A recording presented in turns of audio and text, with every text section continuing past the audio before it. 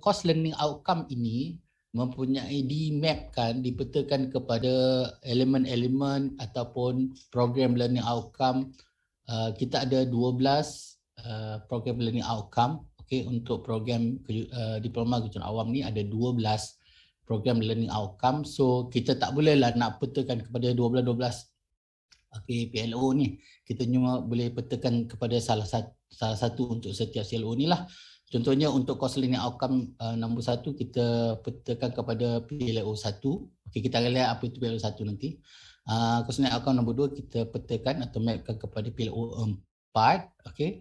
Dan CLO 3 kita map kepada PLO 8. Kemudian ada LOD 1, LO 4, LO 7 ni adalah keperluan daripada MQF lah, Malaysian Qualification Frameworks. Okey, saya tak nak sentuh pun yang ini sebab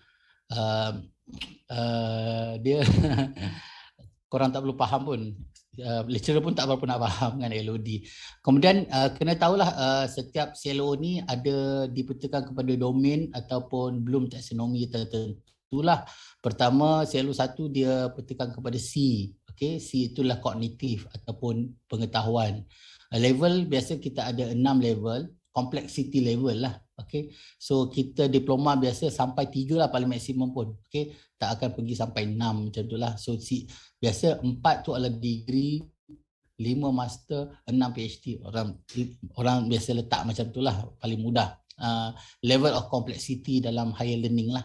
So kita cuma paling maksimum pun kita akan map kepada 3 lah. Okey, so kognitif nombor 3.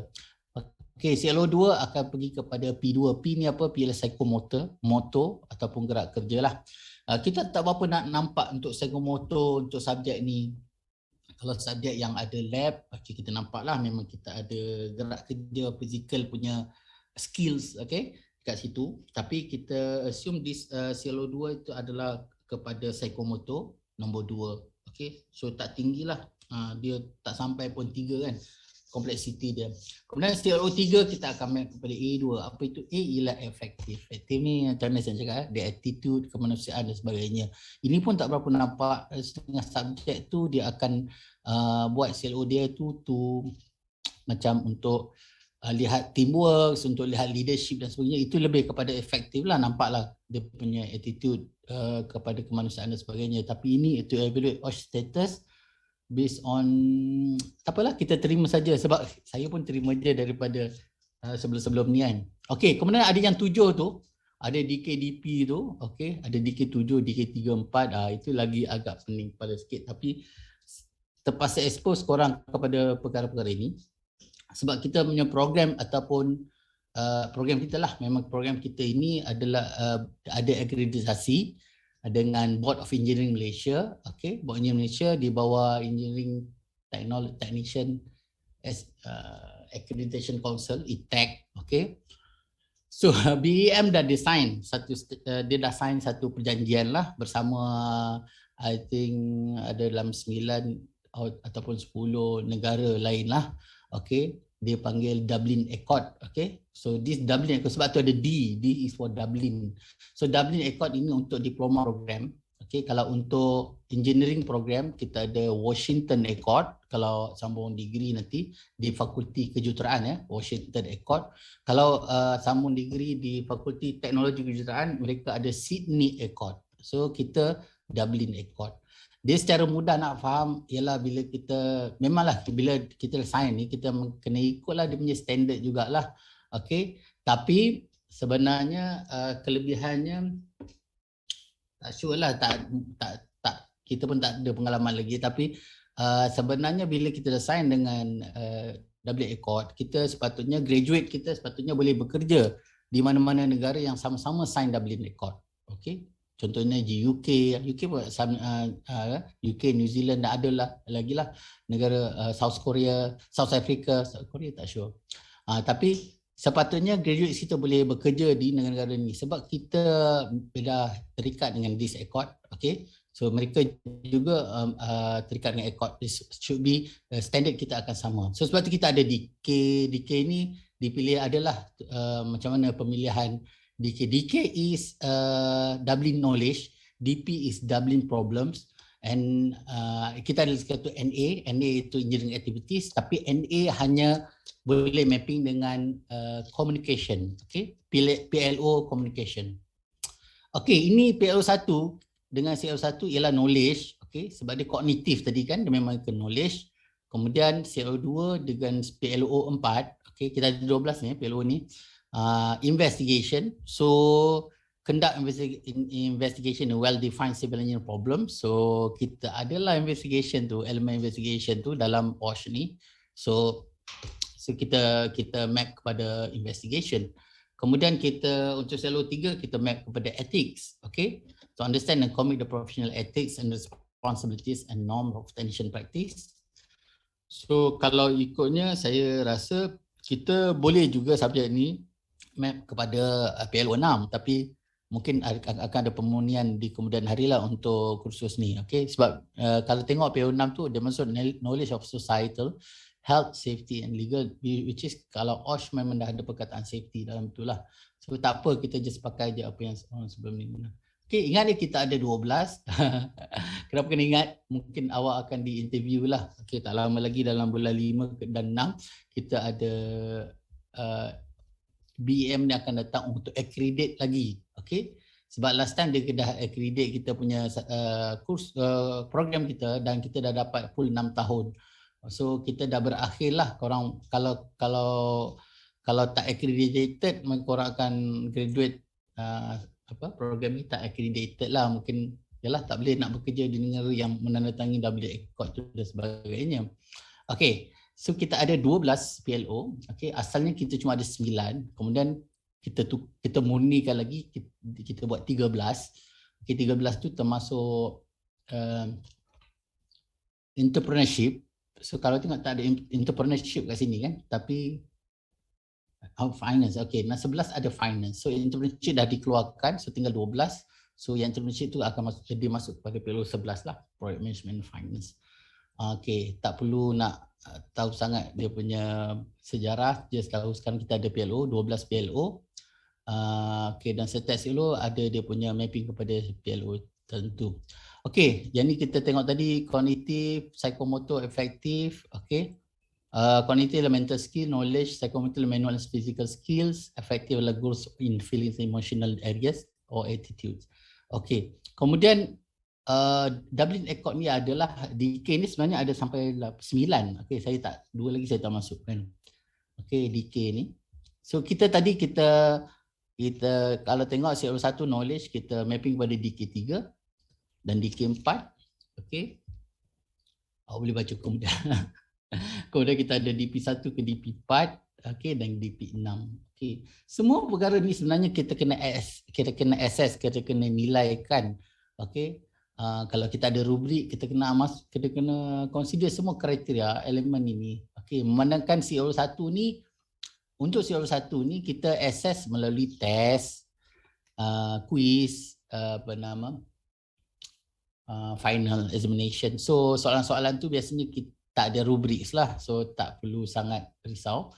Cuma kita concern kita ialah CLO3.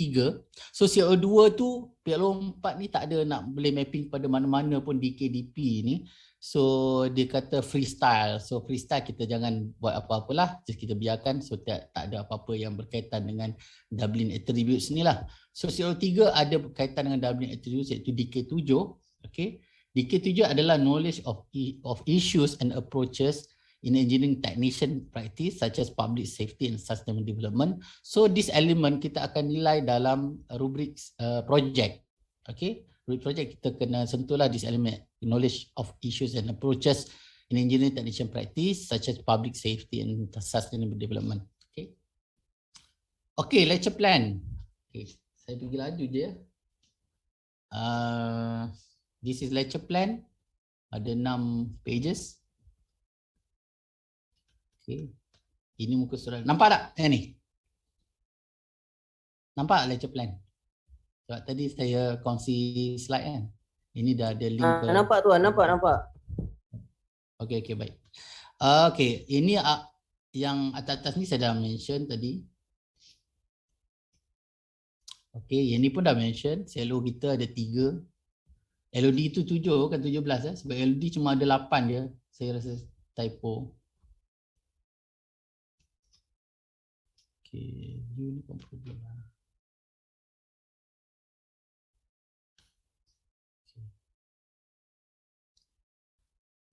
Okay, ni mapping je. Mapping. Okay, teaching method tu, okay, selalu satu lecture dan practical. Lecture practical tu tak ada lah. Practical tu lebih kepada projek lah. Okay.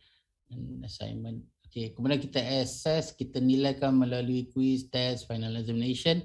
Selalu 2 dan selalu 3 tu kita assess melalui assignment dan projek lah. Okay. KPI adalah 50% of students obtain 50% marks and above.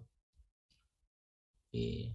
Kemudian kata mapping ke MQF yang LOD tadi, dia tak mention LOD, dia just mention what skills yang akan boleh dapat melalui selo-selo tu. Kalau tengok sini, ini pun saya main letak betul tak betul, saya rasa betul.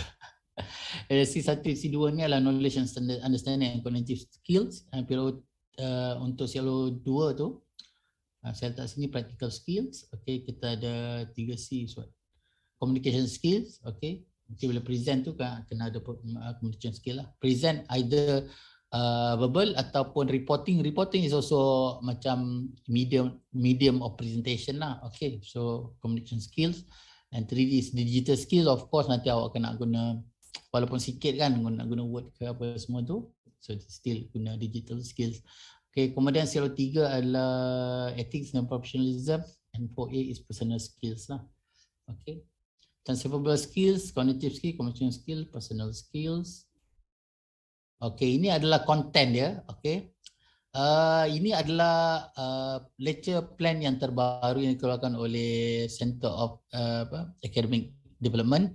So kita kena follow dia. Kalau dulu satu row ni kita letak semualah content dalam satu bab. So sekarang ni nak tengok setiap minggu apa kita ajar. So this is on paper, saya beritahu ya, this is on paper saja. Kalau boleh kita habis awal, kita habis awal.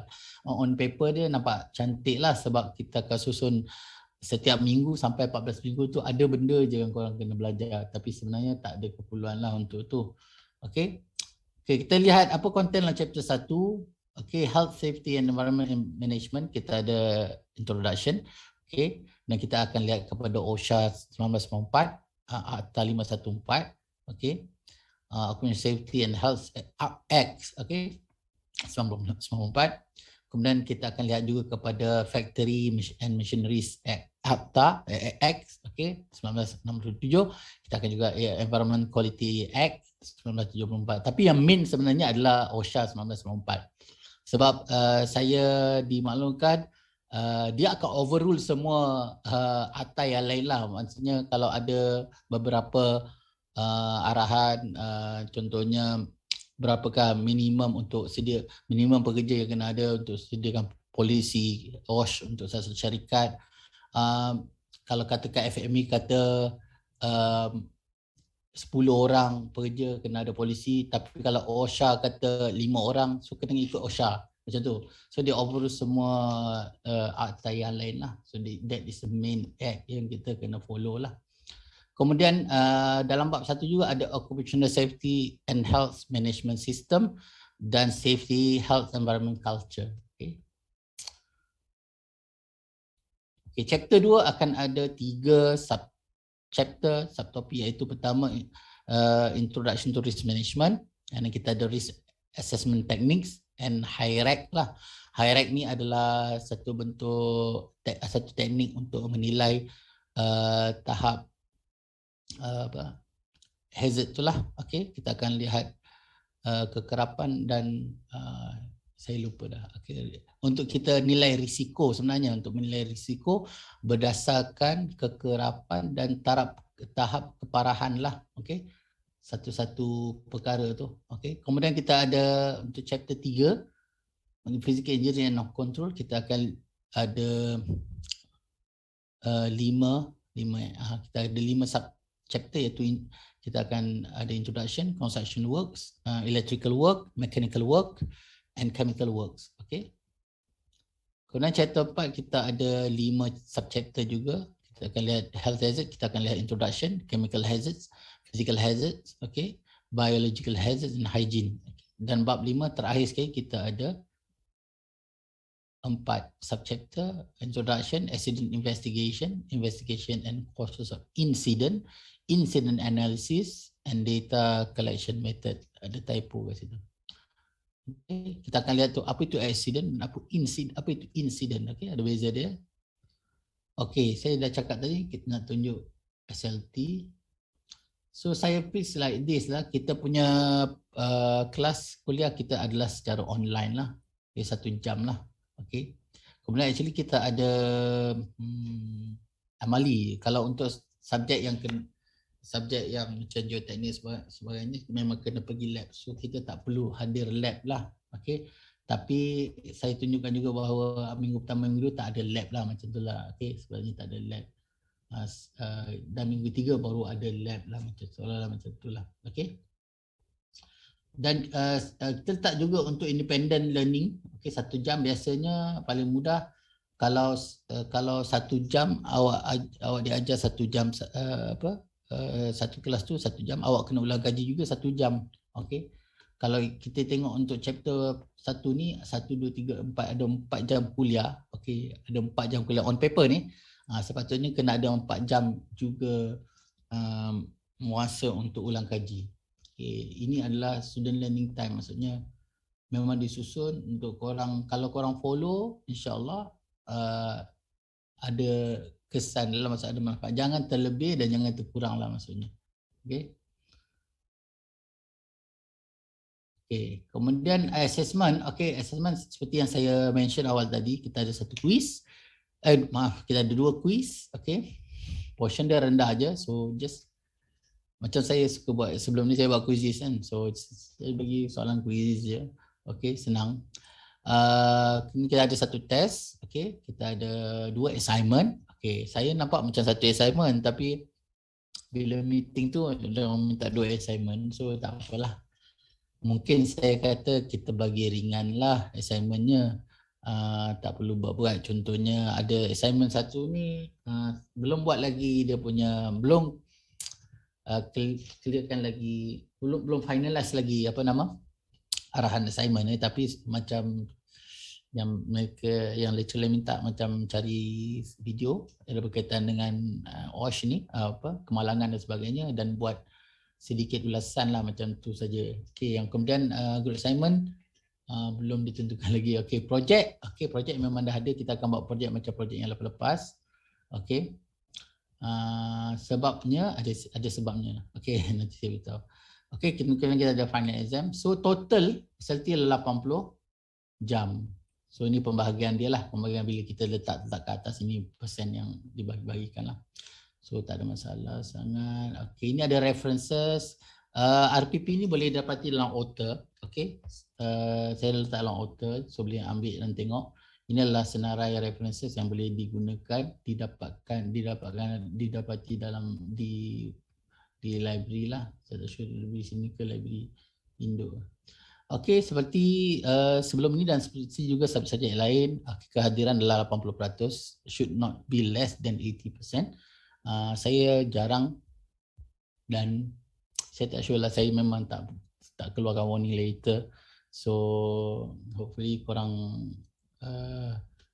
ada self ni lah, okay, self disiplin lah untuk subjek ni. Okay, hadir, sila hadir, jangan risau kalau online, awak online aja. Kalau awak ada sibuk macam awak online je. Okay, yang penting awak ada di situ kan.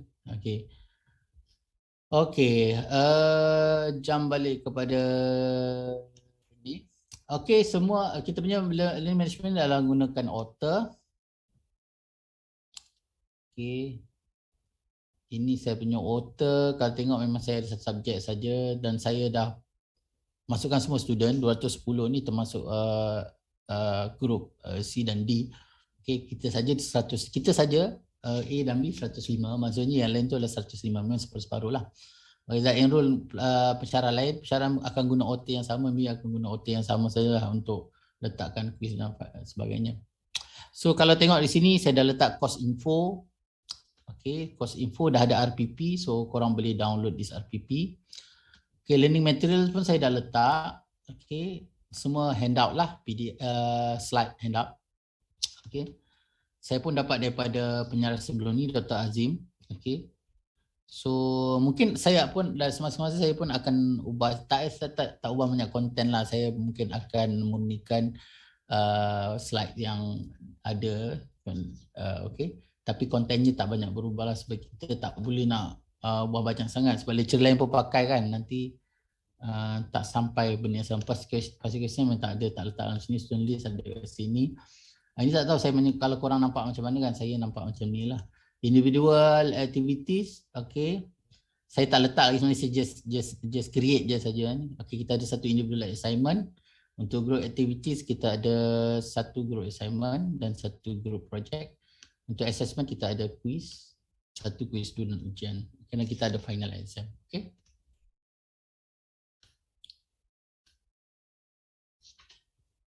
Okay. Dan ini adalah walaupun korang tak perlu sangat tahu, tapi saya nak maklumkan juga, ini yang kita laporkan kepada Board of Engineering Malaysia, iaitu kita kena sediakan self-assessment report. So kita dah katakan course kita ada professional ethics and conduct, kita implemented dalam kursus ini. So in case kalau awak di-interview kan, macam betul ke ada professional ethics and conduct dalam, memang adalah, just mention ada. Sebab kita dah mention dalam report macam tu. And then kita ada industrial case studies, walaupun ini sebenarnya even project, tak adalah project pun sebenarnya bukan pergi industri pun. Tetapi macam mana kita nak expose student kepada industri ialah salah satu cara ialah kita akan panggil orang industri untuk bagi talk. That's satu cara untuk expose student dan staff kepada industri, okay, the real situation in industry, okay. Untuk subjek kita ada, and then kita ada exposure to engineering practice within the campus learning environment. Ini adalah dalam projek awak nanti, okay. Projek ni minta risk assessment dekat dalam di UTHM lah, okay. Kita akan bagi-bagi tempat lah, so sebab tu kita tulis sini exposure to engineering practice within the campus learning environment. So ini perkara ni kita laporkan dalam SAR kita, so hopefully kalau awak di interview dan sebagainya, awak kena tahulah kita ada mention this dalam report lah. Okay, kita tengok jadual, ini jadual asal, okay. This jadual asal ni macam ni lah dia buat, macam serabut sikit, dan dah section 1, section 2, okay, untuk 10, 11, 3, 4, 12, 11, 12. So saya dah minta concern korang untuk saya sekalikan je kelas nanti 10, 11. So hari ni memang semua ada kat sini, hopefully semua ada kat sini 10, 11. So 11, 12 tak adalah kelas untuk group B nanti. Dan juga inilah saya dah ubah yang kat bawah ni lah, okay, 10, 11 saya combine semua, okay. Kemudian ini masa yang diperuntukkan untuk amali, saya masih confuse apa itu amali untuk OSH ni, tapi dia bagi banyak masa lagi sini 3 jam. So saya dah tanya Dr. Azim sebelum ni ajar pun, dia tak adalah gunakan full 3 jam. Dia pun macam, sebab dia straight, dia campur 1 campur 3 jam, dia suruh straight 4 jam gitu. Tapi dia kata dia buat kelas dalam 2 jam. Of course kalau 2 jam, maksudnya dia ambil sejam je lah daripada amali ni. So saya pun akan ambil sejam lah dalam pukul 3. Kita tak akan mula kelas pukul 2 lah. So kita akan mula pukul 3, okay. 3 ke 4 macam tu lah. Kalau saya lajak sikit 4 suku, 4 setengah gitulah. Hopefully group B dapat bertahan lah, sebab sebelum ni kalau dia orang hari Selasa ni memang full lah. Saya tengok dah jadual korang full di sini sampai sebelum start kelas ni. Kelas pukul 3 ni memang full. So hopefully online loose sikit lah. Tak pula awak tercegat depan laptop, depan komputer kan. So kalau nak pergi solat ke sebenarnya, pergilah solat dulu, makan ke sambil makan sambil dengar lecture, tak ada masalah. Okay. Okay, inilah kita nak. Okay, kita dah meeting dan kita dah tetapkan test kita bila. Okay, test akan berlangsung pada bulan Ramadan, bulan puasa, iaitu 27 April. Okay, ini keseluruhan dia sampai study week ya. Ini minggu pertama lusa dah ada cuti ya, Presiden Sultan Johor. Kemudian kita minggu kedua tak ada apa, kelas macam biasa. Minggu tiga, okey start Ramadan, awal Ramadan. So hari Isnin nak cuti lagi lah. Johor memang cuti awal Ramadan ni kan. So Isnin